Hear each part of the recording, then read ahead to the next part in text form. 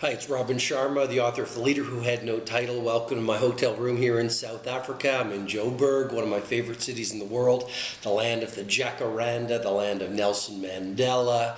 I'm about to give a presentation to about 1,600 people at the Sandton Conference Center or Convention Center.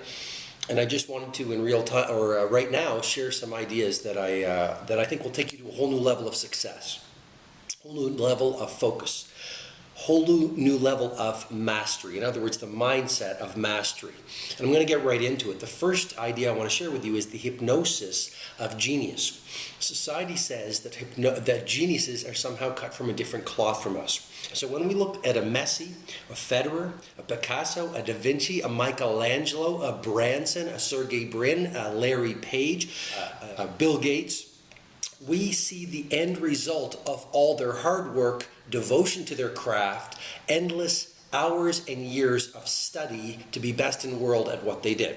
So we look at the end result and we forget the backstory behind genius. And I guess what I'm suggesting to you is if you look at the truth behind genius, not the hypnosis, the truth behind genius is all geniuses started off and they made a commitment, no, an obsession to know more about their field of study than anyone else who had ever done their field of study in the history of the world. And then secondly, for years and years and years, they practiced.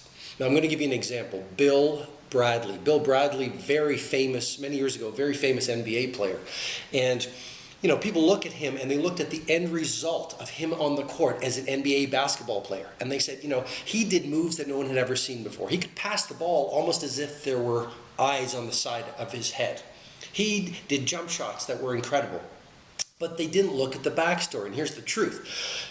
Bill Bradley fell in love with basketball when he was about 10 years old. And this comes from a book called Mastery, to give credit where it's due. He fell in love with basketball when he was about 10 years old, but he wasn't naturally gifted because genius is not the realm of genetics, genius is the realm of practice. But one thing he did have going for him, he was very tall. And so what he decided to do to pursue his dream of being a great basketball player was he devised one of the most disciplined, elaborate, intense practice programs ever known in the history of sports. What did he do? He got the key to his high school basketball gym. And then he would go in there, and here was his practice regimen. 3.5 hours after school every day, 3.5 hours on Sunday, 8 hours on Saturday for years. So while everyone else was watching movies, gossiping, watching TV, having fun, relaxing, chilling with their friends, he had a monomaniacal obsession to be best in the world as a basketball player. What else did he do? He put 10-pound weights on his feet, so that would increase the spring in his jump shot. He bought these glasses, eyeglasses, and attached these pieces of cardboard underneath them, so that way when he was dribbling, he wouldn't see the ball. He'd just look around in front of him. It improved his ball handling.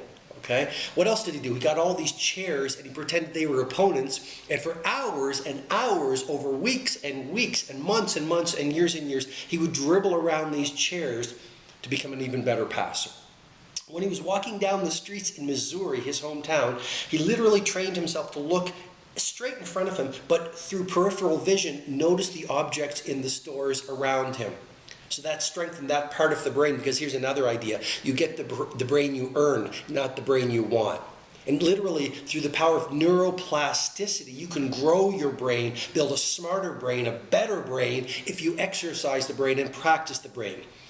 In other words, another example is London cab drivers. Their brains were studied, and the part responsible for spatial reasoning was larger than the average brain because of the streets they had to navigate in London.